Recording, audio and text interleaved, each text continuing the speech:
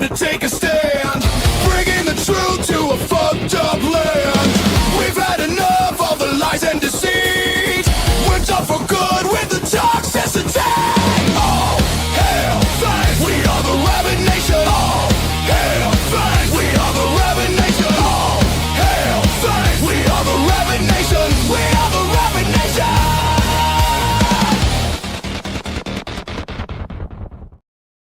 All right, and a hearty shout out to all of you in the Rabyd Nation, whether you're a citizen who's paid for your citizenship, or you are just a tourist who's subscribed, or whether you're just looking across the border, wondering whether to immigrate into the Rabyd Nation. Welcome one and all to the Rabyd Atheist and to Thursday night where we talk about deconversion. It's Deconversion Hangout night, so welcome one and all to that. Appreciate all of you being here. Just a few announcements before we get to going. There is, of course, I want to continue to offer up the Discord as a way of community. If you need a place to go and yap and post your memes and voice your opinions and have more of a constant contact with the Fluffle Fangs, then there's your Discord. The Discord link is in the description. And let's see, there is of course, goal in chat. If I reach that goal, I will wear whatever hat has been chosen by the poll for the rest of the stream. That is my slightly fun and very interesting way of raising a little money to keep my streaming habit going. So thank you one and all for those of you that donate to that. I'm trying to think. Yes, also on the Discord, I think the voting may be concluded already, but Earl had the wonderful idea of maybe having a movie night, and so she wanted some feedback on that. And if you haven't done that, you can do that. So even if the voting's over, you can always voice your thoughts on that. So I think that's all my announcements. So let's see. Who do we have here? Blossom was here earlier. Actually, this is a very interesting thing that Blossom has a little interesting story. I want to actually get back to that probably later during the stream because I think it's something that may have influenced some of us to leave the faith. So John is here from Holland. The elder gods have graced us with their emissary, the cranky one. Let's see, BS. Good to see you, BS. Pine Creek. Okay. All right. Oh, Pine Creek was the people that. There you go. There you go. Hey, Fred isn't here, but he is here. But thanks you. There you go. So there you go. Yeah, it's Fangs pretending for him. I mean, he's tricky like that. Okay, good to see you though, Fred. Appreciate you. And already, you guys are already like throwing green at me. So thanks, Cranky Elder God, and thanks, Fred. Hail me, I mean Fangs. There you go. There you go. Thank you. That's two. Appreciate it. The question tonight is which people most influenced your deconversion. So if you're a deconverted people, like we're here for that. Like if you're wondering what this stream's about, this is Deconversion Hangout. We try to protect everybody. We make you subscribe for at least 20 minutes before you can post and chat. That keeps the drive-bys away. And some of the more determined theists, earlier the chat was talking about the odds of which theist was going to show up, a pre-supper or something else. And I have to say it's humorous because this is like one of the hardest streams I have for an outsider to get into for the very reason we're talking about deconversion. And yet some people are patient enough, and I have to applaud that. I have to applaud their endurance. But that's what we're here. But the question for tonight is like, which people most influenced your deconversion? Like which ones sent you down that path? So there you go. But people ask me every once in a while, like, what was the moment of deconversion? I don't think I have a moment. I think I have like a death of 1,000 cuts to my faith. Finally, the last cut kind of just did it. But a lot of people influence that. Like, I think one of the people that set a seed into my brain early on was one of my Sunday school teachers who basically told me, if the Bible is the word of God, then it should have all the answers to all your questions, and it should hold up to scrutiny and questions. And I took that to heart. And over time, I realized that it couldn't do that. So the Bible began not to answer my questions and not begin to do things. But yeah, I think that's one of the interesting influences. And of course, my apologetics professor in Bible college just left all sorts of questions after I was done. And then seminary didn't help, it gave me more questions. And, intellectually, I think my faith was dead when I got out of seminary, but it was the emotions of it and all that stuff that took a lot longer to die. But I think that's probably it. Like going to Bible college, going to seminary, having good Sunday school teachers that said, hey, the Bible should hold up to scrutiny if it is the word of God. So, yeah, that's kind of what did it. So, let's see. But I want to get back to this. Like Blossom was here earlier, and I don't know if they're in the stream right now, but they talk about a guy that was a judgy guy, okay, in high school, straight A student, smart guy, even those with amusing extreme opinions that we should get rid of stupid people, to put it nicely. You may think he turned out secular, but I see on his Facebook he's set a goal of swimming a triathlon, and he thanks capital G God for giving him his 6-foot-tall wingspan. I just don't get it. It's interesting. Like, I don't know how many people who have deconverted over the years that have done it because they look at what Christianity does. I know that one of the influences of people leaving the faith as a whole has been like the way the LGBTQ community has been treated. Not so much that they disagreed, but they didn't like how they were treated. Like the bad behavior of Christians, where this is the message, but nobody lives up to the message. I think that might be, but I think ego turns people off too. So Blossom might have a point there. So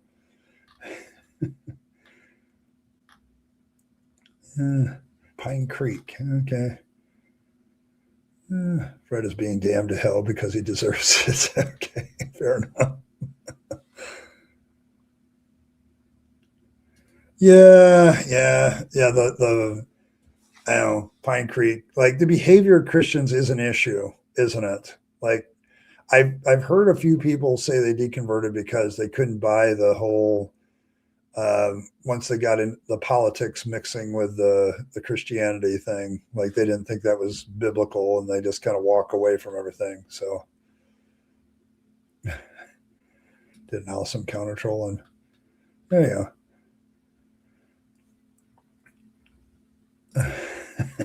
Yeah, it doesn't answer all the questions. That's the problem. So there you go. Hey, Earl, the lap in which our Lord Naps has arrived. So thank you very much, Earl, for being here. Appreciate it. But man, so there we go. My opinion wasn't super related to today's question. I just would be a better to bring up today compared to the more structured. Yeah, Deconversion Hangout is kind of one of those things where we talk about faith and how it turns us off sometimes still. Like one of the things about deconverting is like the tactics that are used to try to get me back.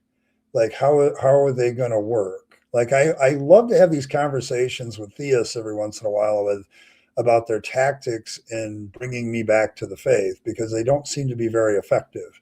And part of the effectiveness of it does relate to deconversion, by the way, Blossom, because when you see people like that, does that make you want to jump back into the faith? Like when you got this guy that's like, hey, man, I'm about to do this triathlon, and it's capital G God that's given me this body to help me do this. And they don't seem to realize the problems with that theology or that way of doing things. I think it's very, very interesting that that people think that this kind of prideful expression is going to bring people back into the faith. I don't think that works. Okay. Like it's like pre-suppers too. Like pre-suppers, like we're having this debate, which one is going to show up. And I'm like, do I do the odds of what we're going to have tonight? We're going to have some theist quoting Bible verses. Are we going to have a pre-supper? Are we going to have like what is, and I look at all those tactics and I ask myself the question, how do these people think that this is going to bring somebody who has left the faith back into it? Like I have to ask the question how your image, like people have this perception of Christians. How does that perception bring people back into the faith if you're this person that's just prideful about who you are? Like, I don't think that that works. I don't think that that, like, it's very related to deconversion, because it's like every time I see something like this, it's like, good God, you really think that this is going to bring people back? You know, like, it's, I don't think it is. So, hey, Martin, good to see you. Yeah, Fred was here. Fred is not here. I want to ask, if God gave you this wing, why did he not give it to everyone? Yeah, and that's the theological problem. Like, you're basically admitting that God plays favorites. Like, God is doing this thing to play favorites. Like, he prayed you favorites, God has blessed you, and it sucks to be somebody else. Like, so it's like it's not a, I don't think it's a great tactic to sit there and talk and brag about what God's done for you when somebody else is suffering. Like, there's no message in Christianity anymore of alleviating people's suffering. I mean, let's look at what the marriage between politics and evangelicalism has basically done. Like, you'll have somebody like Elon Musk say empathy is a human weakness, and you'll literally have Christians amening that. Like, what? What? Like, where is that in the teachings of Jesus? Now, I red flag a lot of the teachings of Jesus. Like, I have a whole series dedicated to that on Wednesday night. But there are some teachings of Jesus, like, that really counter what Christians are supposedly supposed to do, and they don't seem to have a problem with it. Like, I think that's one of the things that bothers the hell out of me. It's like, who are you following here, Donald Trump or Jesus Christ? Because I don't think you can follow both. So, I don't think you can do that. So, let's see, Christian behavior reflects Christian apologetics. It's targeted towards keeping members in the faith, not a try. And you know what? I'm beginning to think that that's very true of Christian behavior. Like, apologetics is having this influence on Christianity that's not a good one. And all you apologists out there, you need to listen close. Okay, because when you act this way and other Christians say, okay, this is the way to witness, because, like it or not, people have this perception of apologetics inside the church, at least inside the church, that this is about helping you evangelize. Okay. And if you take on the same attitude and behavior as some of the apologists, that's going to be a problem. So, so there you go. But yeah, it's like, it's trying to keep members inside, but the behavior means that people's outward behavior, just as Christians, becomes very repellent, because you're just trying to hold on to the people you got inside. So I think that's going to be, it's very interesting that it's like, it's apologetics is supposed to be this answer to the world. And what they end up with is creating an atmosphere inside the church that's very repellent to people outside in the world. So, yeah. Yeah, no manipulative shite. Yeah, it is a turnoff. Manipulative things. Yeah, it's just not good.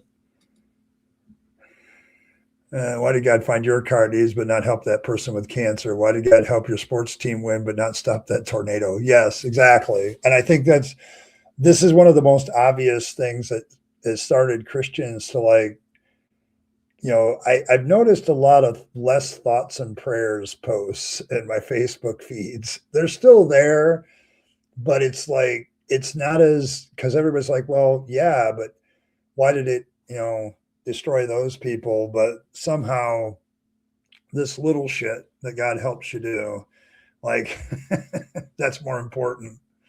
Yeah, because there's not a sense of priority as far as what's more important. Like, people dying with cancer, dying of natural disasters, or finding your car keys and helping your sports team win. Like, there seems to be an unequal thing there, and people just don't get that that's a turnoff. Like, I really think that they just don't realize it's a turnoff. Like, yeah, so don't get God equals the square root of 1 welcome of -1. There you go.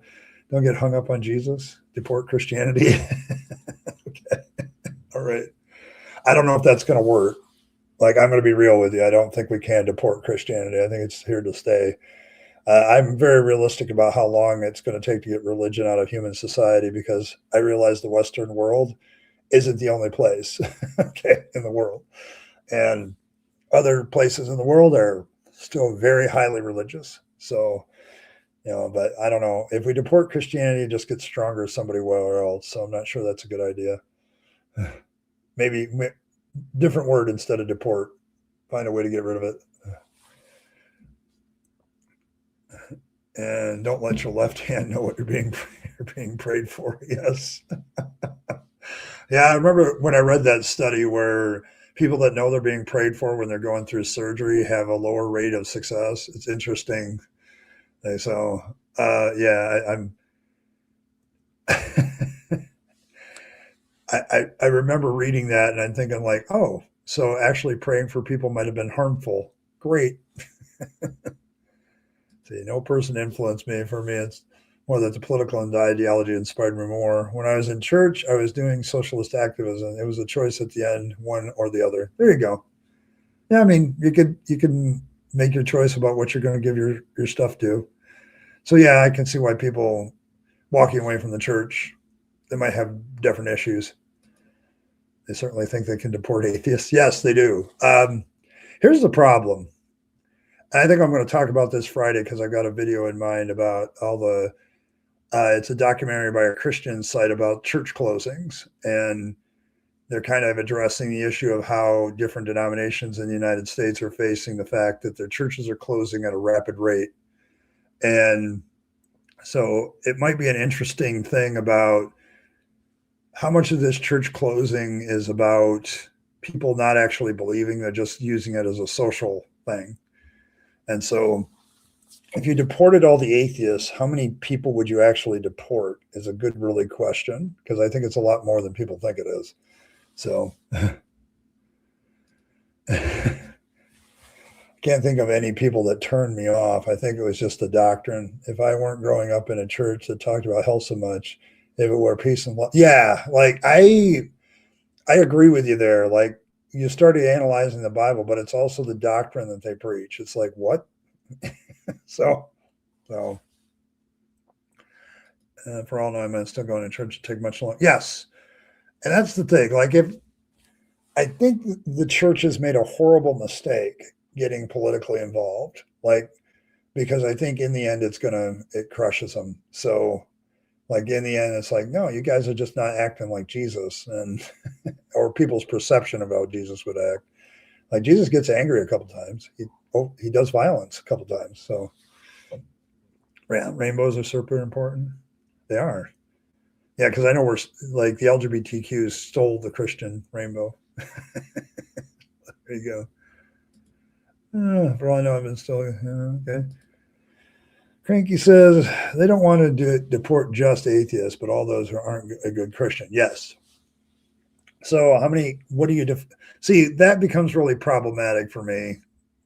Like, I know that that's what they say, but what do you find as good Christian?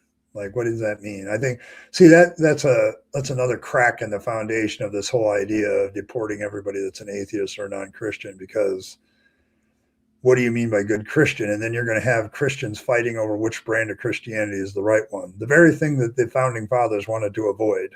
Like, so, like, the United States founding fathers were like, a lot of them were Christians, but they're like, we saw what happened in Europe.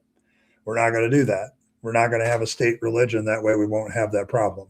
So we're going to make this a land of believe what you want and don't try to influence politics with it, and we'll be all fine.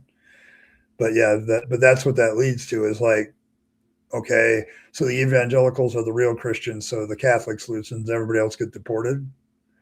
Like, yeah, I think that's what they want, Cranky. I think your observation is correct. What I think the results would be a bunch of infighting inside of Christianity. So yeah, it would implode things, and I actually already think you see that a little bit. So. Shallow reasons I live. Shit, if you want me to memorize all these lines for a Christian play, I've never acted in my life. Mom, I don't want to do this. Can I just stay home? Yes. Yeah, all the petty shit.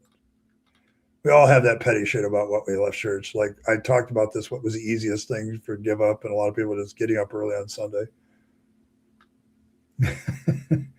They don't deport people who think like you? Okay.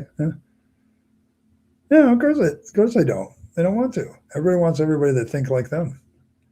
It was the above reason as well the fact I saw no God as existing. That can be said to be politically motivated. Socialism is quite the opposite to religion and how to react. Yes. Yes. Because once you begin to realize, like, if I can make this choice between politics and religion, I can also make the choice about whether religion is real or not. Like, I can start making those choices, and you can start accessing them, Sarah. So, yeah, yeah, we're already seeing that. Like, I think like I've already found several sites like Christians Against Christian Nationalism. There are several organizations of Christians dedicated to getting rid of Christian nationalism. So the Christian cracks have been there for all along. It's just now they're becoming wider. Um, the problem is when you have fundamentalists that are kind of leading the pack on the charge of Christianity, they tend to do fundamentalist things. Like they don't have a problem, going to war to fulfill prophecy, so to speak. Oh my God, I remember hearing that. I'm like, I wasn't surprised. Like, whether it's a true story or not, I'm not surprised. Nobody was surprised that such a thing would be circulated, though. So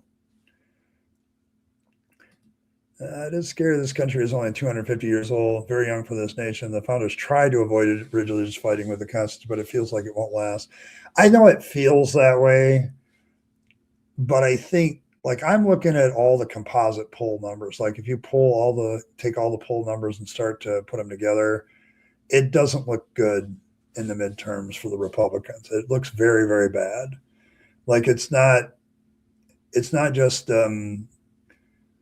but the Christians are like, because of the infighting between Christians, I think people are like getting turned off to it. Like, this is what happens when you let religion take control of your government. There's a bunch of infighting and nothing gets done, and they just don't like that. Like, don't get me wrong, you get political ideology that takes over that can do that too, but it's like, I think the idea of, hey, you know what, maybe separation of church and state wasn't such a bad idea for us Christians. Like, a lot of Christian groups are saying, you know what, yeah, I'm not really part of the real Christianity that these people represent, so to speak, and I don't know if I like this. And it's just not looking very good for people that are trying to back the Christian nationalists. You got to get past the numbers that everybody throws up, but we'll see. But the House is already a slim margin, and I think it'll flip for sure.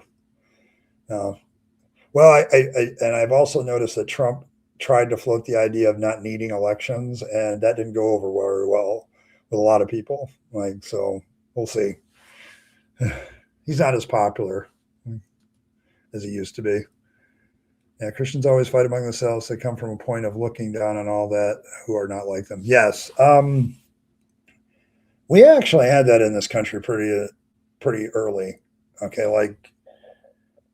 like you had different states, having certain religions in those states, and like they were a colony of that religious group. Like the Quakers were definitely Pennsylvania, and the Catholics in Virginia, and various other people came to colonize here to get away from the religious persecution. Puritans in Massachusetts, et cetera, et cetera. But all of those groups didn't like each other. So you have, in case everybody's coming here for religious freedom, but we also want the freedom to bash other people's religions at the same time. So we're always fighting among ourselves. It's also the lack of other people in the environment because of the belief Jesus is coming back. Those who believe that doctrine, people need help. Yes. The end times apocalyptic mentality causes you to say, well, it doesn't really matter if I help my brother and sister who's suffering right now. It's all going to be over in a week anyway. Like, that's the problem with a lot of that apocalyptic mindset, is you don't have to be charitable because their suffering is going to end anyway. Like, you start to look at unnecessary death and suffering as, well, that's just the way it is. And I don't have to do anything about it because that's just the way it's going to be until the end. Like, end times mentality, oh my God. I'm not sure which is worse, purity culture mentality or end times mentality that influences people so much. So, see, those who wish to reap the blessing must undergo the fatigues of supporting it. Yes. Thomas Paine. Tom Paine. Oh my gosh. Of all the founding fathers, I think I like him the best. He just he has this commitment to liberty that I really really like. But yeah, I mean, you have to in order to have liberty, you have to liberty comes with a great deal of responsibility of you have to keep it alive. Now, I don't know, like as Martin will say, like, do we really need the blood of patriots? No. What you need is patriots to stand up that liberty is more important than a lot of other things. That's what you need. And you can keep doing that. We've supported liberty and personal freedoms without the shedding of blood many, many decades. Um, and it's not always necessary. So the fact that I saw so many shared features in religion and politics is what pushed me to leave religion, both as an element of control politics, but politics actually did something. Yes. Like the only difference between politics and religion and some of the tactics is like at least politics deals with real life. Religion is kind of story. So yeah, I mean, there are people excited about this war from a prophetic point of view, John. Like, oh, we're bringing about the end times. There we go. And I've lost track of how many times I've heard this where we get involved in the Middle East. But I don't know.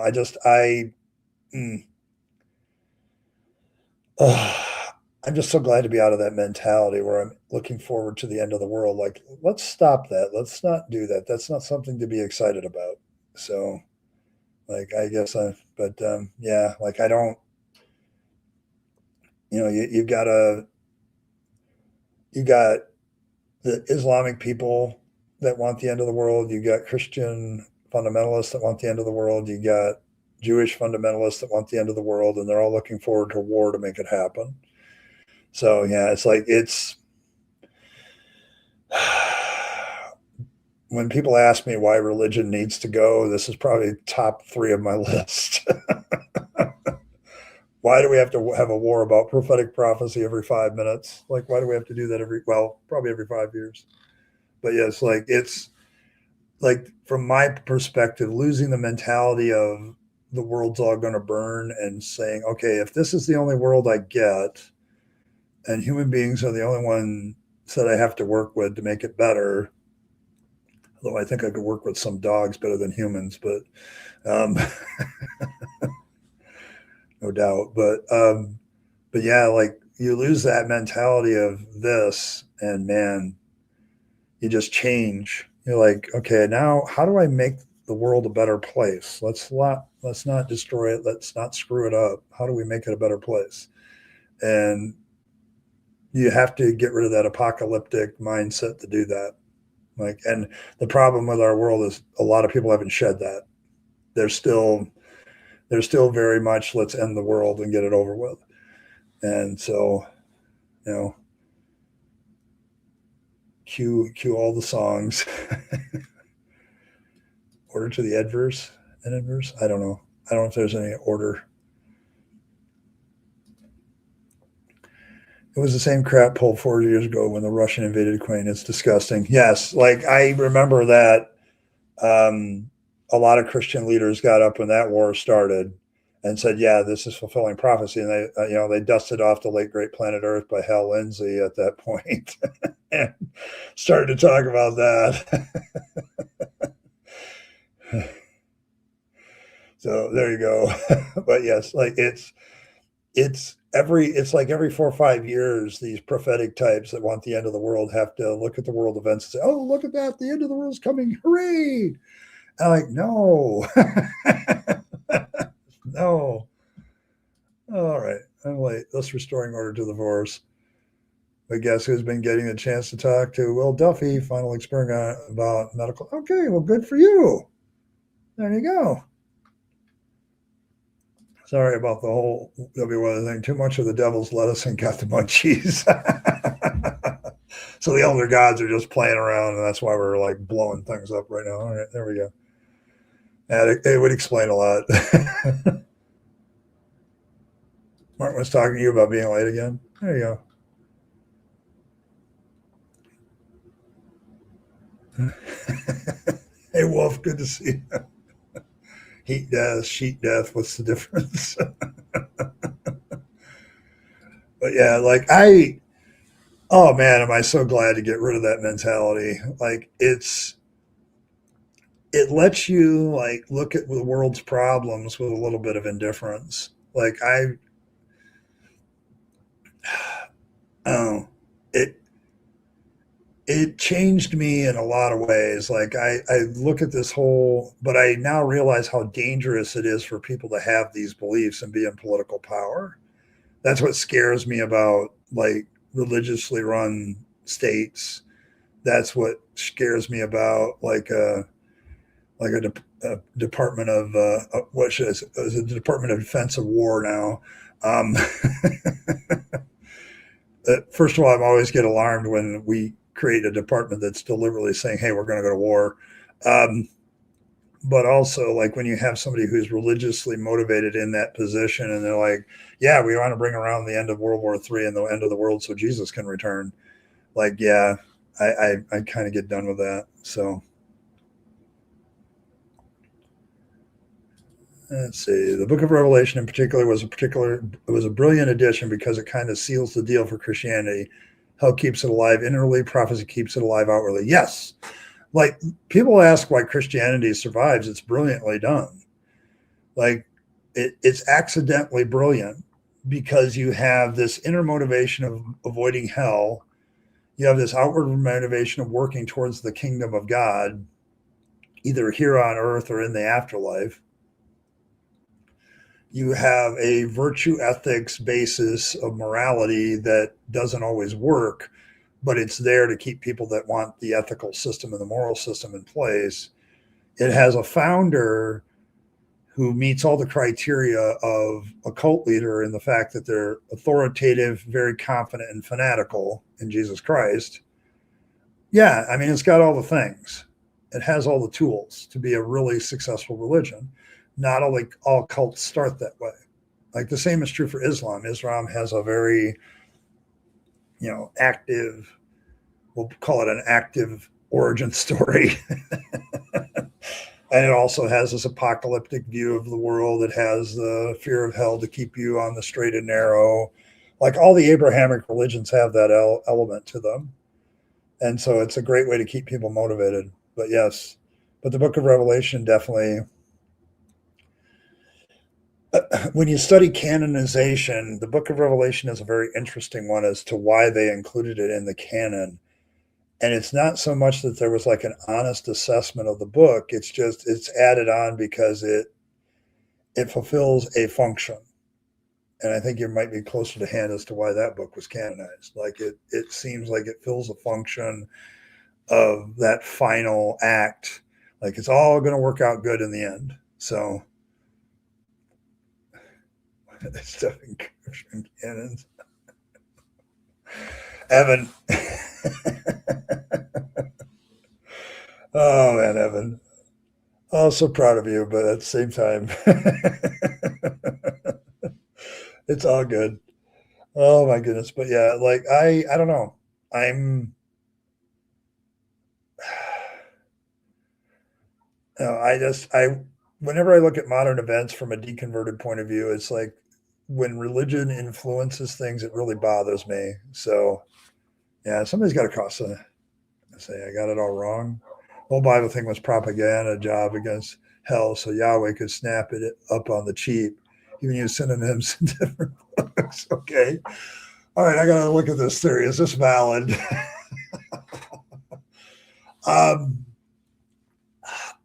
you might have a point. Because when we talk Yahweh, Yahweh is the Old Testament. Like he puts on a new face. He calls himself the Father, and he has a son, and all this other crap. But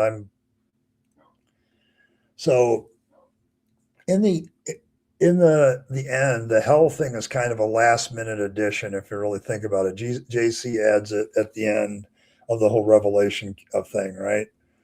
So up until that point, it's all about a land grab. Like it's about acquiring land in Palestine, which, when you really look from a real estate marketing point of view, is really a stupid move on Yahweh's part. You pick the one part of the Middle East that doesn't seem to have any oil, like. So what do you got? You just happen to be in a really good location for trade, so you can make money with tariffs and stuff. I don't know, but yeah, hell's kind of that late addition, addition of to put that final twist into the sales pitch. I can see that. Yeah. Yeah, I mean, they don't really do hell. It's Jesus Christ and the Father that does hell. So, and I think Muhammad does hell too. So Allah doesn't do hell, but Muhammad does. I'm understanding my.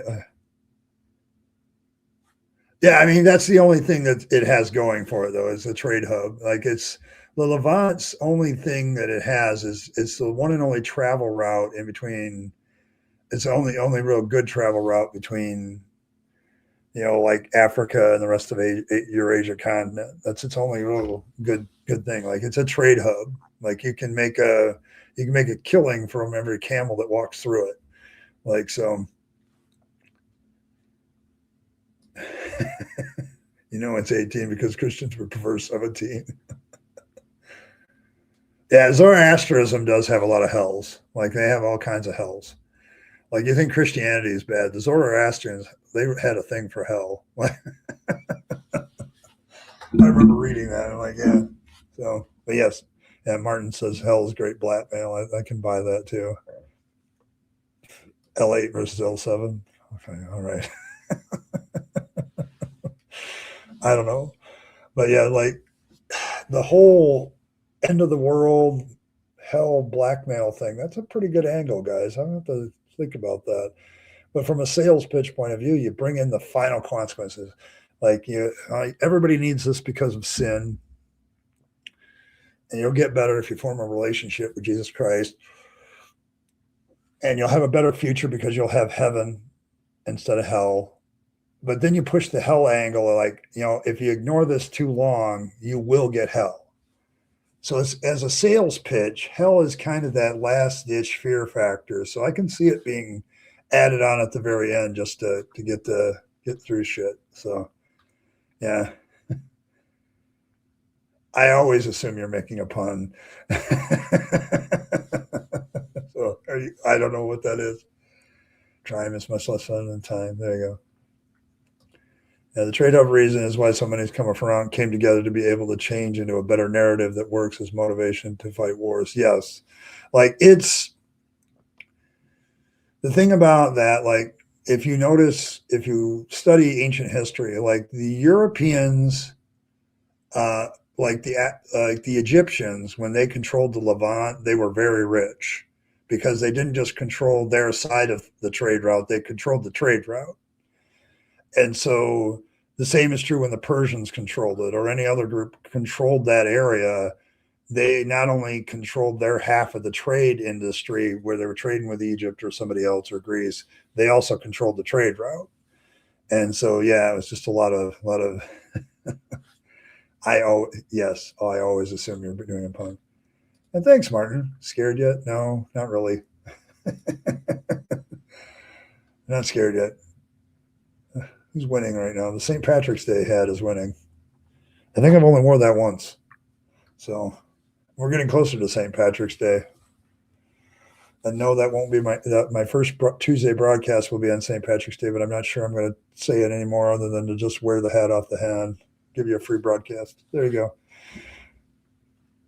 I've never heard of Nostradamus predictions being turned into a religion. You want to bet?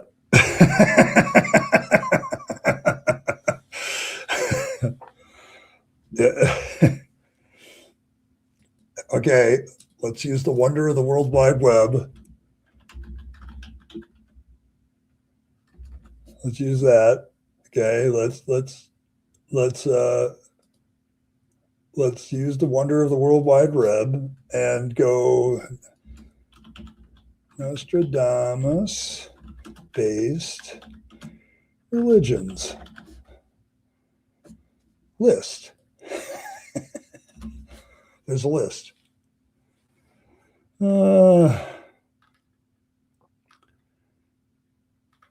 Yeah, there are followers of Nostradamus's predictions that have a very religious life devotion to them. So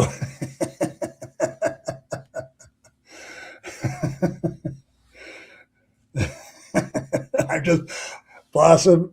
Here's the thing about human beings: if you can think it right now, like I wonder why there isn't a religion based on Nostradamus. There's a pretty good chance that somebody will point out to you, yeah, well, there's actually a religion based on the prophecies of Nostradamus, and it still exists. So, so there you go. Oh my gosh. Hey, Josh. Probably Sage, Rosemary time. Hell is people. See you later, Martin. But yeah, but it's like, I'm saying it, like if there's some weirdo wacko thing out there, there's a pretty good chance that there's a religion based in it, or at least a spiritualized belief. Like if there's one thing I've come to understand about human beings is we are indeed incurably religious. Like we will make a religion out of anything, which kind of proves that it's not really like like real. Like there's a lot of things that just aren't real. So hey Evan, thanks. Shameless plug. Yes, Evan has a fundraiser on the Discord channel, so I'll let you do the shameless plug for that. Like, go there and check it out and do all that. So,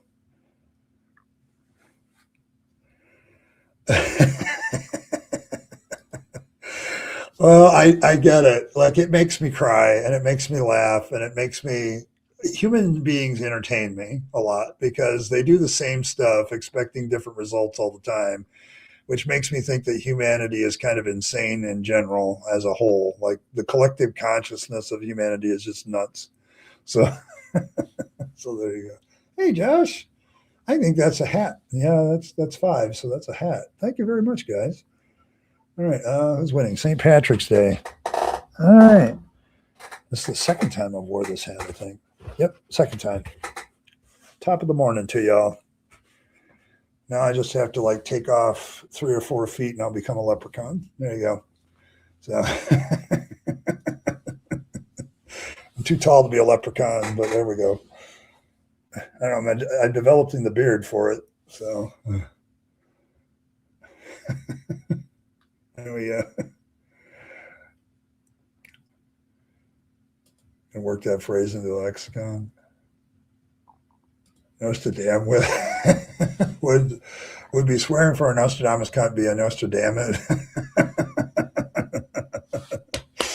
Oh, I got to figure that out. I'm saluting you with a pint of Guinness. Okay, there we go. There we go. Oh, I don't have a green jacket, unfortunately. No, I don't. Like, one of the things I would love to do if I ever became independently wealthy is like have an outfit for like that's weird for like every like or maybe 2 or 3 for every month. Like developing a 6 foot tall leprechaun outfit might be interesting. So, oh, there you go. It isn't dark enough, but the thought is there. Oh. Let's see. Whiskey barrel aged wine is coming up soon to celebrate the hat. There you go. There you go. I'm just in like it. St. Patrick's Day is always an interesting holiday to me because as if the Irish need any excuse to drink in the first place, but like just having an extra day where they do it more. So I could paint my face green and become the Hulk. I don't know if that'd work. I don't have the Lou Ferrigno look. So like I've thought about doing a few celebrities, but the only Sly comes up. So, and I have too much of a beard to be Sly Stallone anymore. So trying to remember, did Sly ever wear a beard? Yeah, he kind of wears like a scraggly beard now, doesn't he? Like it's for his one show. So like very much American Irish. Irish folks think we're weird as fuck. Yes, I know they do. Like the Irish St. Patrick's Day celebration is a very American thing. I think I remember watching a documentary on how Irish people actually celebrate St. Patrick's Day, and it's very somber, very like there's no. It's a very religious holiday. Yeah. Saddest thrift store near this. A three-piece shamrock green suit that was slightly too small to fit. Oh, Josh, you missed it. That would have been awesome. Too small to fit. American Irish aren't Irish that all that much. That's probably true. That's probably true. You think I could do the Joker? I don't know. See the Joker. Oh, here, let me see. What kind? I'm looking at what kind of makeup I would need to pull off the Joker. Let's see.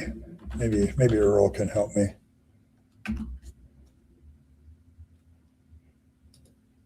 Okay, here we go. All right, so I'm doing a more classic looking Joker. I would have to have green for the hair. No, the Joker doesn't really wear a beard either, but I could pull off a green bearded Joker. I probably could do that. White face paint, red and blue for the rest. I might be able to do that. I could do the Joker. I'm starting to identify with that meme though. Like, when you're a young kid, you really like idolize Batman and kind of like him. And the older you get, the more you realize that Joker might make more sense. So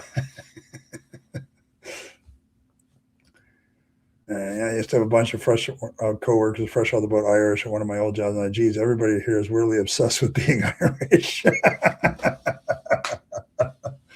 Well, see, that's the thing, though, Evan. We are a nation of immigrants, and I think that's part of the thing. Like Irish people just know they're Irish, and it's so what, It's like, but when you're trying to get some sort of identity, and Americans at first just didn't really have any American identity, although they keep trying to manufacture what it is.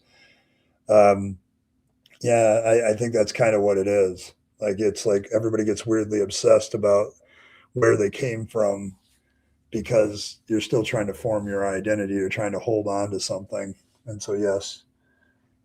So I don't know, but John, I don't know. I think I'm gonna pursue this like a bearded Joker. It might be a nice Halloween idea or a later idea for something else. So, all right, folks, I'm going to take my 2 minute break. Intermission. If you have any more questions or thoughts, put them in the comments. So when I get back, I will have something to talk about because it's Deconversion Hangout, and we want to talk about how our getting rid of our beliefs has really helped us.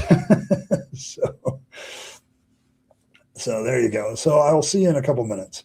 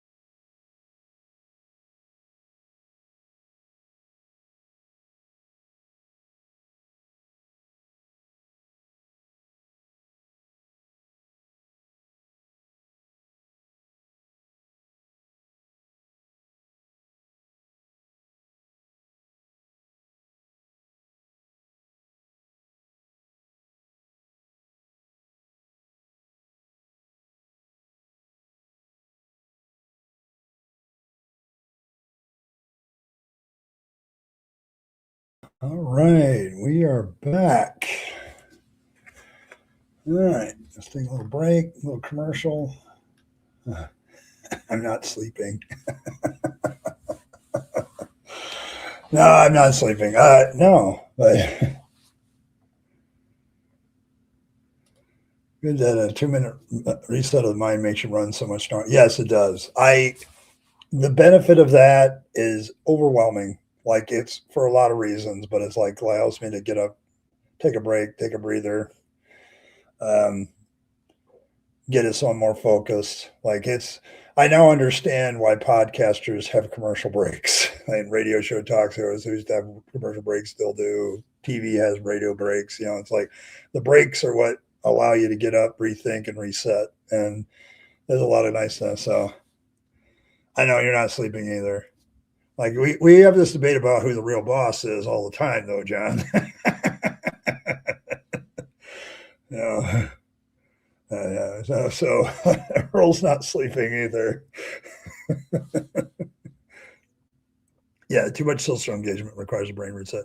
Like I've had some expressions of like, okay, you're going 5 days a week. Are you going to be okay with that, with your social battery and all that stuff? And I like, well, I think the intermission's going to help. I think the all of that stuff. Okay, so it's like it to me, it's just another like dealing with the social anxiety stuff tool. So it allows you to like take a deep breath and go back into it. So as long as I can ban IKE, if I banned IKE, I would not put a lot of thought of a lot of other things other than survival. No, I probably, I see the whole thing with me and IKE is we both have this stand against banning people in the first place. Like it's like I'm, as much as the pre-suppers and everybody annoy me and other things, I have a large problem with just banning people because they have a difference of opinion with me. Like I don't like it. Like it it's like it's one of those things. So I would never ban Earl because she's already got it's like no, it wouldn't happen.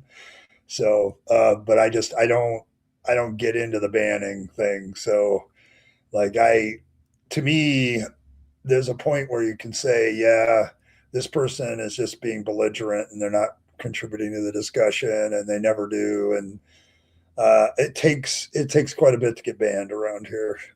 You get timed out a lot. Okay, like I'll put you in that corner all day long until you behave yourself. But yeah, but I would never ban Earl. Like it would take a lot for me to ban Earl. Yeah, she's stronger than me. And I'm. Oh yeah. I mean, yeah, it's all right. Yeah, like I'm making a lot of money from the ads on that intermission. So there you go. Yeah, Earl didn't like that, by the way, John. Yes, banning IKEA would be heresy. We don't tolerate. We don't tolerate. Never mind. We don't tolerate heresy. Come on, Cranky. We're like the living factory of creating heresy. Like it's what we do around here is create heresy. And some of these theists will eventually take us up on some of it.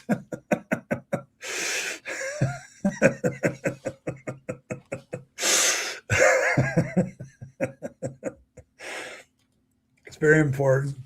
I was very tempted to ban that one idiot the other day. I was very proud of my restraint. Yeah, and that's the thing. Like,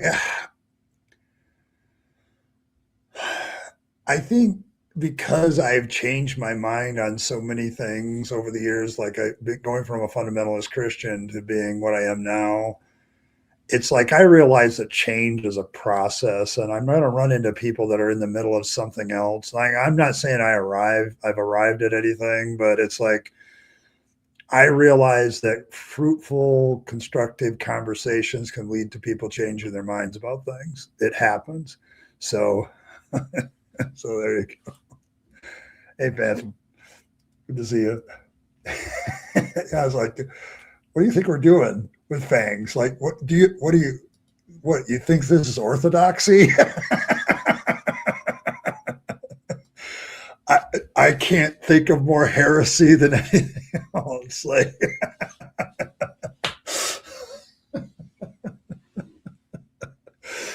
oh my gosh. But yeah, oh man, I get it. Like, come on, cranky. we're not, we're not creating wholesome orthodox doctrine here. We're creating heresy almost every day. So it's spelled heresy. Yes, that's right. I didn't have to. I just have to say it. I say it that way all the time, Wolf. It's the way it is. It's heresy. Hey, Michael, good to see you. All right. Yes, the heresy factor around here goes pretty hard.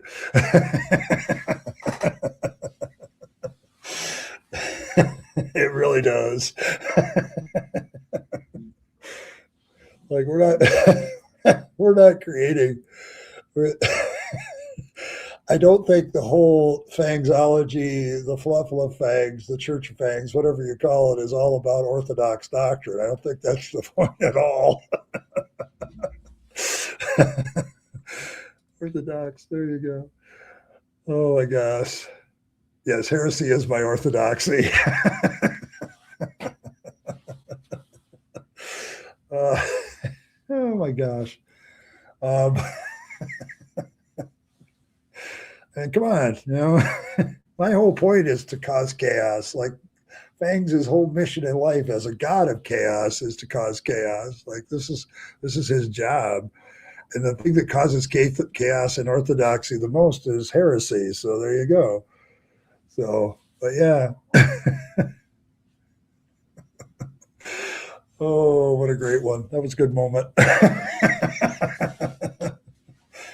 Like, what is the point of Fangs if not to create heresy? Like, that's what it is. You're trying to twiddle your thumbs punningly. You're trying to come up with a pun. All right. We expect this out of you, Evan. I mean, no pressure. No pressure at all. Not really. Like, Fangs doesn't allow for orthodoxing. Like, it just isn't his thing. Like, he looks at something orthodox and traditional and says, "How do I screw that up?" Like, that's his that's his mindset. Like, he doesn't have. Fangs just looks at the status quo and says, "Screw that," So, I've got other things to do that are far more fun than just being boring and traditional. So yes, yeah. Fangs' job in life is to nibble carrots and create chaos. He's all out of carrots. So, not today and take away your laugh. It seems. No, listen. If I've learned anything in my older age, you got to laugh at shit. Otherwise, it'll drive you mad. Uh, no, yeah, I just don't. But yeah, like I tell you, like, it's like having this community that you guys make me laugh, and it's so good for me, and I hope it's good for you. But it's like, oh my god, like it's the most necessary element in my life. Sometimes it's just being able to have some humor. So yeah, it's like it. Yeah, exactly, Evan. It's like we laugh so we don't cry. Like, it helps. It helps a lot. Like, if you can do some humor to life, it's a lot better that way. Trust me. So yes, your puns are chaos. Some of your puns are the purest form of chaos, Evan. I'm just going to say it. Unless it's heresy, in which case there would be more tweet. Yeah, just don't fiddle your buns. Herringbone. There you go. All hail humor, yes. Oh my gosh. Don't kink shame me. What do you do? Oh, the fiddling your bum. Yeah, you're kink shaming Evan. Oh my gosh. The harasa goes well with carrots. North American spice mix. Okay. How would I know that you're the kind of group of people that'll look up various words that just are kind of sort of related to other words so you can make a point? Why do I know this about this group? Like you couldn't tell, like most of us are that kind of person, aren't can you? Oh, stop the heresy. Okay, Haremore. There we go. Definitely good for me. There we go. You do love Harasa? Okay, there we go. See, somebody's actually had this stuff. I probably have too. I just don't. Man, the food thing. I just know when something tastes good and when it doesn't. That's about it. Oh, you didn't look it up. You just like to cook. Okay. Well, I'm like, all right. You know what harissa is? It's an ethnic food. Oh my goodness. Fang's power. What is this? Fang's power is revealed in the conversational track of the stream. That's probably pretty true. It is scary. Hair of the dog. Oh my gosh. Oh, way to ruin one of my favorite songs. Oh my goodness. Oh, I have a lot of favorite songs. Don't think you've destroyed all my favorite songs.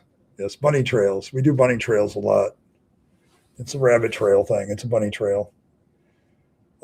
Bunny trails are kind of orthodox. There's an orthodox behavior of the chaotic behavior of the heresy of fangs. Like if that made any sense to you, you absolutely understand what this chat is about when we talk about fangs. Yes, it's bunny trails. Like bunny trails is definitely religious behavior of those who follow fangs. Like it makes perfect sense that you follow all the rabbit trails. Okay, so what is this? Crispy buns ain't got nothing on us. Okay, there we go.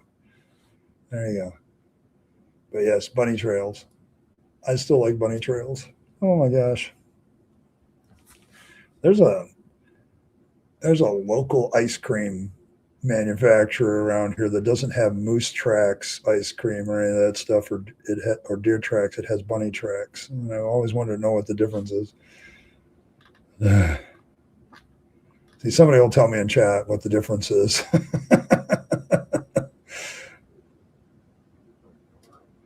You prefer your buns hot and cross buns, or heresy trails. There we go. This chat is a worship service to fangs, and fangs is revealed. That's probably true. Like I was noticing in the ice cream section because I had to mod it like a month ago, and I was going through it, and there's 3 different companies, and some people have deer tracks ice cream, some people have moose tracks ice cream, and other people had bunny tracks ice cream, and I'm like, what the hell is the difference? What's the difference between these things? Like, is there some different component between moose tracks and deer tracks ice cream, or is there like, and then they had bunny tracks ice cream? I'm like, what the hell? Like maybe it's a northern thing. I don't know. So, are you Catholic and eating the flesh? That has there's a lot of ways that could be taken, Michael.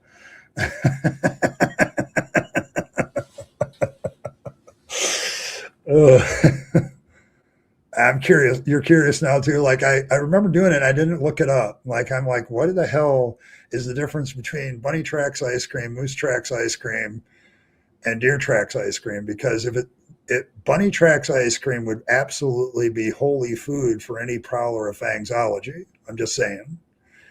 And I want to know what makes that holy compared to the moose tracks and deer tracks. So there you go. Hey, Fags. You've been summoned. Yes, we're all talking about you, and I kind of figured that's what happened.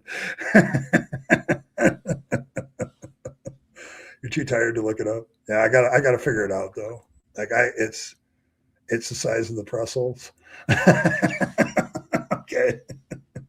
I'm very interested in these things because I want to keep worship of Fangs. Like anything bunny, I figure is something that Fangs would approve of. Like Easter is a really great time right now. Eat all the chocolate rabbits you want, I guess. It's hallelujah.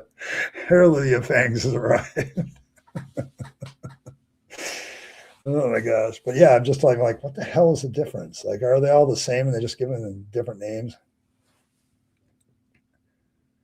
Is the size of the chocolate chips.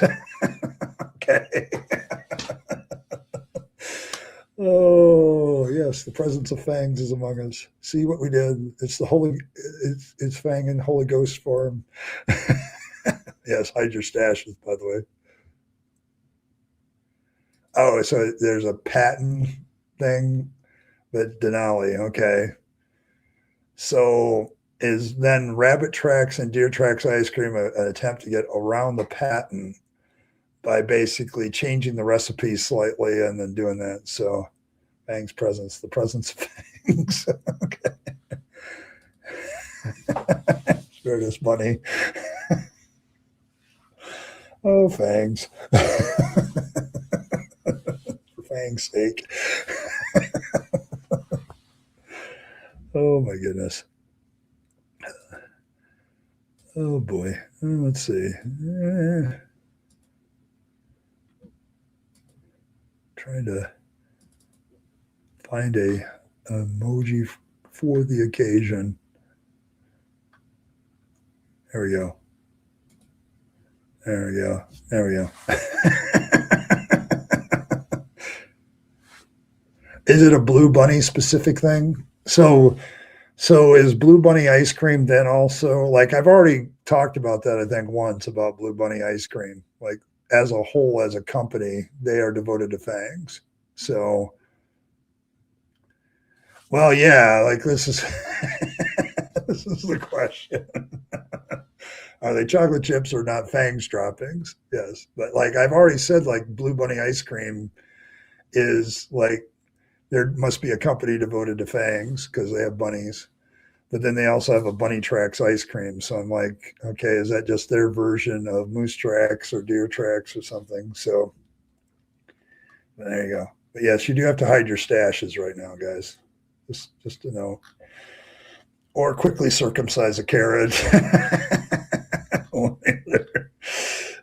So, but yeah, I thought that was the case, but it's I'm trying to make sure all the bunny things are noticed. Okay, like Easter's coming up. There's chocolate rabbits. There's all kinds of stuff.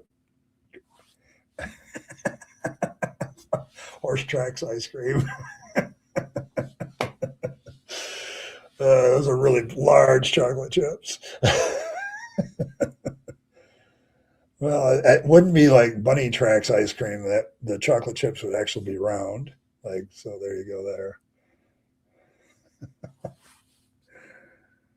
There's a Facebook post about this.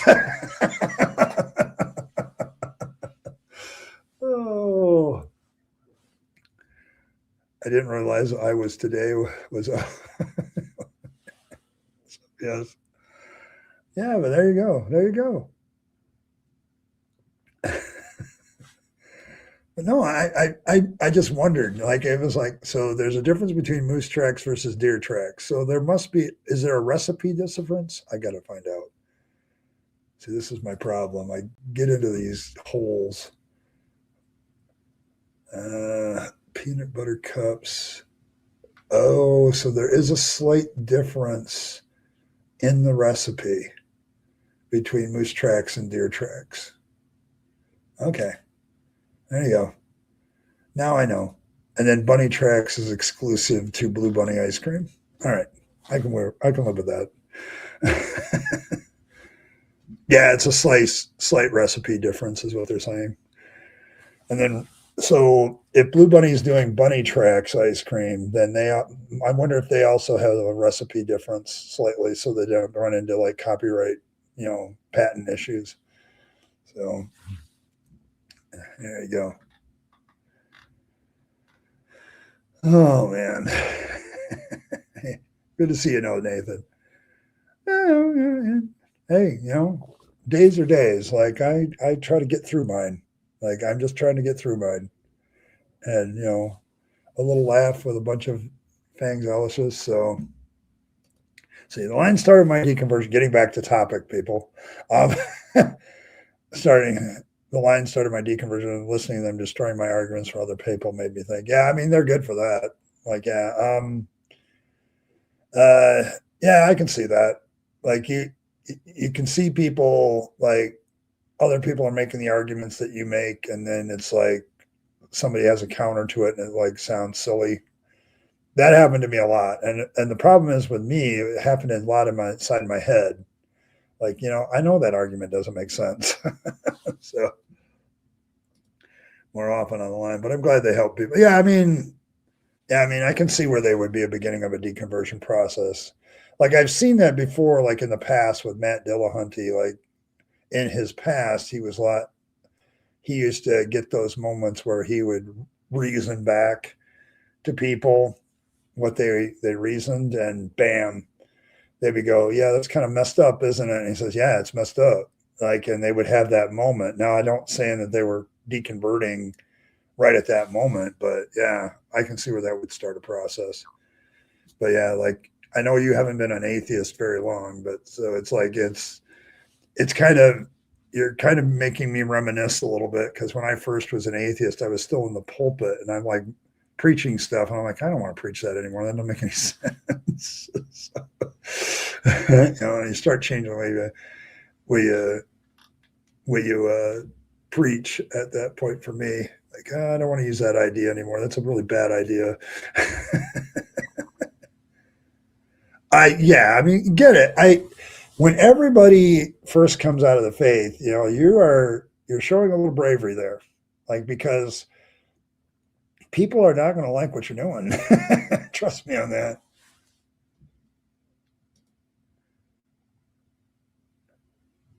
Oh, oh, okay, Fangs.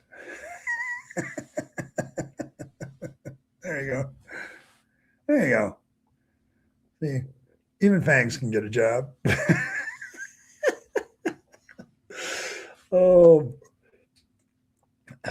see, there you go. But yeah, like when you first come out as an atheist, it's a brave moment. I mean, Fangs needs some rinse too. He does. Yeah, yeah. Like if you come out of like a right wing Christian conservative situation, they're gonna not like you. Um, take a deep breath. Um, be a better person than they are. That's all I can say. Like if I have any stoic advice to give you, the best revenge is not to become like your enemy. Don't become like them. Like you're trying to get out of that mentality, and that's a hard thing. Yeah. Oh, you speak for the life which you have. Okay, so it's Earl that got the job. Okay, that's good. Actually, send a message to Earl. I'm very happy for her then. Like that's something she's been looking for a long time. Okay. There you go. But yes, like if you got that kind of job, Earl, salute. Like I know you've been looking for that. Yes. We have the hairy trinity. We have the hair trinity. Yes. The unholy trinity, as I like to put it. I have several favorite pictures of mine of the unholy trinity. Let me find one. Let's see if I go back. Yes, this is. I think this is like it's an AI generated thing, but Earl then took it and put her twiddle on it. But this is the unholy trinity portrait. Me, Earl, and Fang. So yeah, yeah. Yeah, there you go. There you go. Yeah, I mean, this is the challenge of the early days of being deconverted, Nathan. I'm trying to help you out. Make sure you're very cognizant of the choices that you make. Like you have to make decisions of what you value. Like without a God, what do you actually value?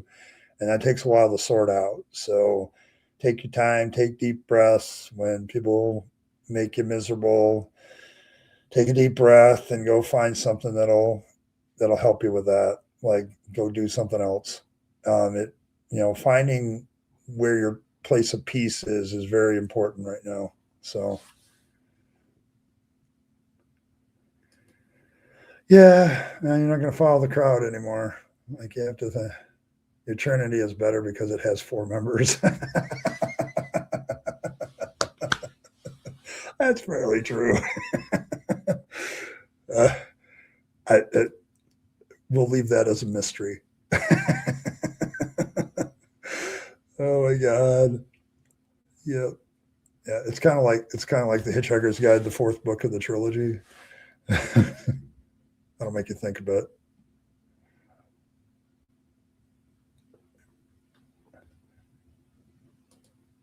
Oh, there needs to be an elder ground to ground it. So is Cranky part of the pantheon? Probably. Like we have a lot of people part of the pantheon. Like, but Cranky Elder God is probably part of the pantheon. I would put him in there. So 1, 2, 2.5.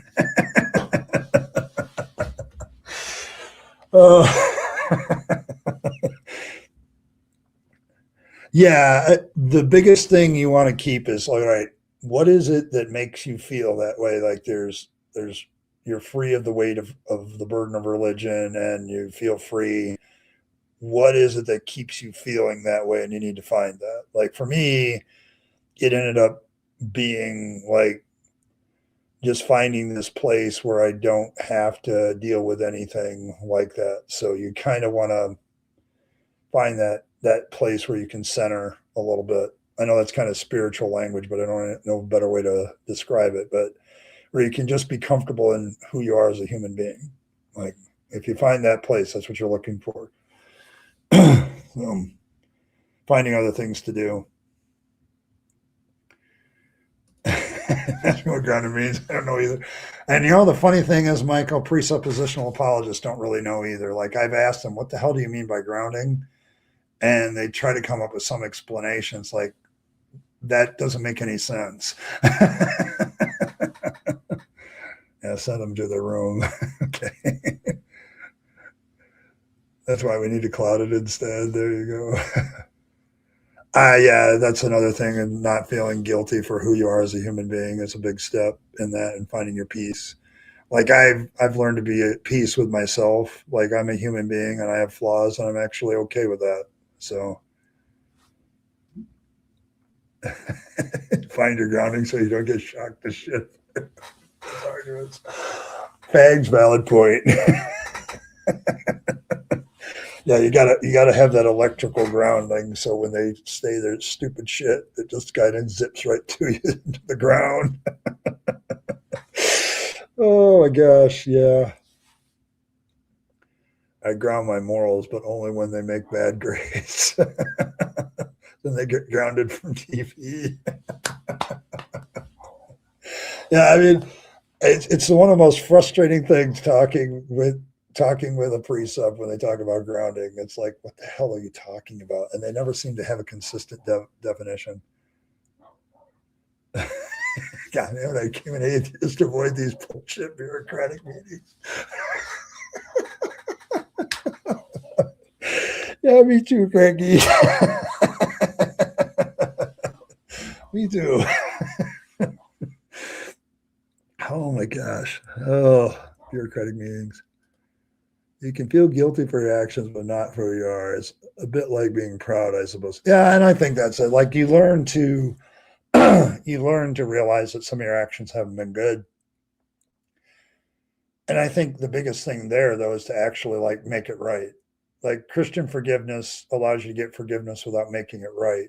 You just have to ask for forgiveness from God. So these meetings are bullshit. Yes, they are. But yes. Kind of one of my favorite quotes from you, Cranky. I became an atheist to avoid these bullshit bureaucratic meetings. Yep. Oh my goodness. Oh man. Yeah, I kind of did the same. Like People ask me what I don't miss as a pastor, and the list is a long one. Like having to deal with the same bullshit from the same people over and over all the time. Like go get better. Like you just snuggle up in a bureau and take a nap. Well, it's not quite the same thing, but yes.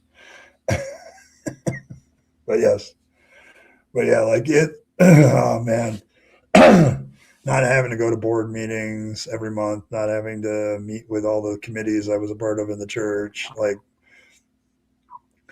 not having to do all the stuff during the week. I'd rather do this. So, so just make sure the bureau isn't the FBI. There you go. That's a fair point. It's a fair point.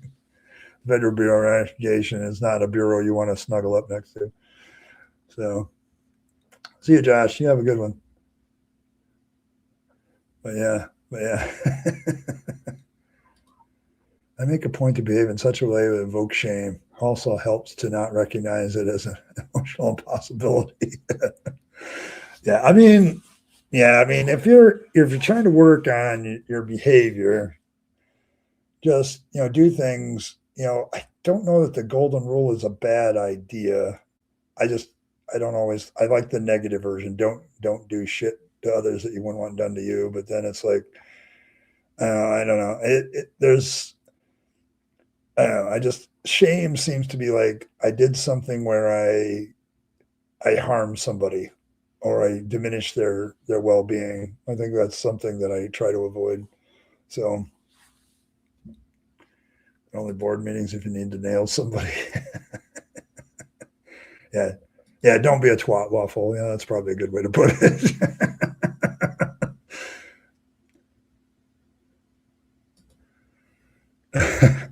So streaking in the street with a carrot strap on is a go. All right, Fags. Whenever you show up, we have doctrinal behavioral questions. So I'm going to leave them to you. Okay, there we go. Yep. Works. There you go. There we go. See, there's difference between shame and chaos. Chaos is done without shame. Causing chaos should be done without shame. There you go. But yeah. There we go. But yes, there we go. The strap-on needs to be circumcised. That's probably also true. I really, whatever you guys do, don't send me a picture of that. I can't put it on air anyway. And I could do this. This is okay. But yes. But some of you are into like creating the actual visual, and I can't put that on air.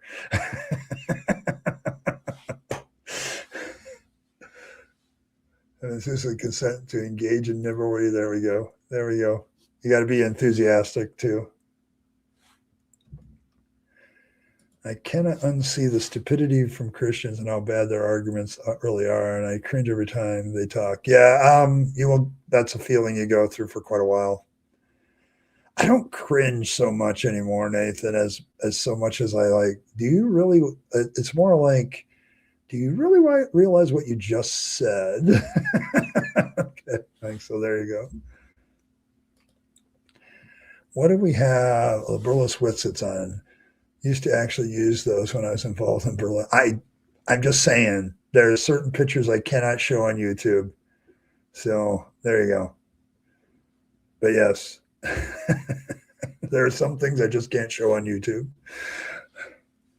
Or there are some exceptions to that. Like if just do a video sometime. Well, you got to get big enough to monetize. But when you get monetized, and you post a video for ads, they give you this long list of things to go through. Does it have visuals of XYZ? And the first level is still acceptable in all of those categories. So I think the one under some of this stuff, like if it's breastfeeding or it's done for medical purposes or stuff, you can show a lot of things. Like, but the moment you get into adult entertainment stuff, they're like, nope, limited monetization. So, and some of it can get you banned. So,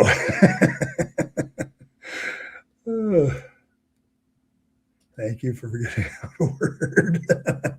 um, oh, yes. But yeah, you can, like, there's some things you can get away with in this regard because it's like, but they ask you to self report stuff.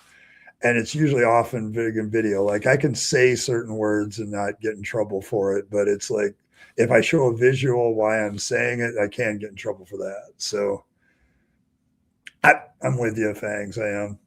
But yeah, it's like it's a kind of form. It's a form of definitely a form of discrimination. But yeah, there's a difference between the legal definition and cultural. So. What if the priests are dressed up like the Canada, which I posted in the Curb concert, but the noses are carrots? Oh, but yes.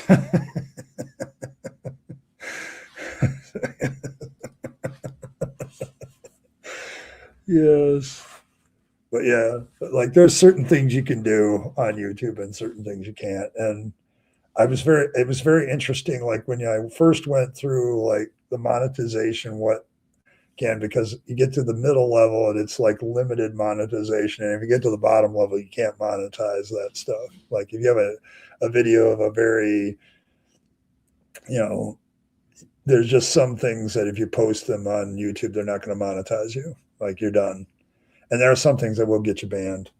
So you have to ride that line. But so far, I have a really good self-reporting rating. So my self-reports have been pretty good. So they've been nice to me. So I'm planning on keeping it that way. All right. Well, folks, it has been great. It's been worthy of a laugh. You guys have been awesome tonight. I don't know if we actually answered a lot of the question of who influenced the deconversion, but it was a great one. No, you can get censored for a lot of things. YouTube they're very focused because they're a video thing. So they're more concerned about what visuals you use than necessarily what you say. But there are some things that you can get nailed for. And I don't see like certain political views are not necessarily there. Views that advocate for violence against others, yeah, that's a big no-no. Like they'll come after you for that. So yeah, you have to be a self-narc basically. But yeah, thanks everybody though. I do have to run. I do have to get ready for work, but thank you everybody for stopping by. I appreciate all of you. It's been a great conversation and some good humor tonight. I'm glad that our Lord and Savior, or not Savior as the case may be, Fangs showed up. So there you have that, but there you go. But appreciate them. Appreciate everybody that came by. It was a fantabulous stream. Yes, I will definitely say that. So yes, thanks everybody for stopping by. My fangs nibble on all of your hearts. May he purify your vegetables with his pointy teeth from religious corruption, so that they are the more resembling the most holy of vegetables, the carrot. And may you circumcise all of your carrots and place them on top of your stashes, so that maybe Fangs will take your stash, or maybe he won't, or maybe he'll just take the carrot. It really depends on his mood. Yes, praise me or not, whatever. So thank you very much. Appreciate all of you, nom and all that. And as always, folks, live your best life. You only get one go around, and you want to do it with a little humor, but you also want to do things for yourself. Take all those time, money, opportunities, do them for yourself. Do them for the people you love and care for, to make this a better world. You'll be happier if you do.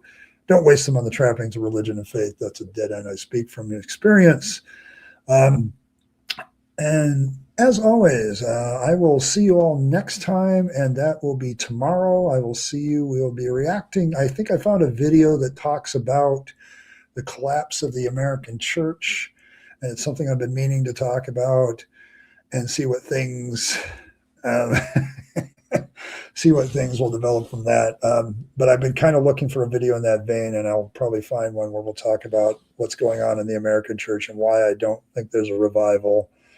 But there's a Christian channel that wants to talk about the collapse of the American church and why it's shrinking and everything. And so we'll see what we can do there, but we'll talk about that. But as for that, like, thanks for stopping by, everybody. Appreciate all of you. Thank you to Cranky, to Fred, to Martin, to Evan, and to Josh for the contributions to the stream and to the channel. Appreciate all of you. You are most excellently blessed by fangs, I am sure. Well, thanks for stopping by. I'll catch you all next time. See y'all tomorrow.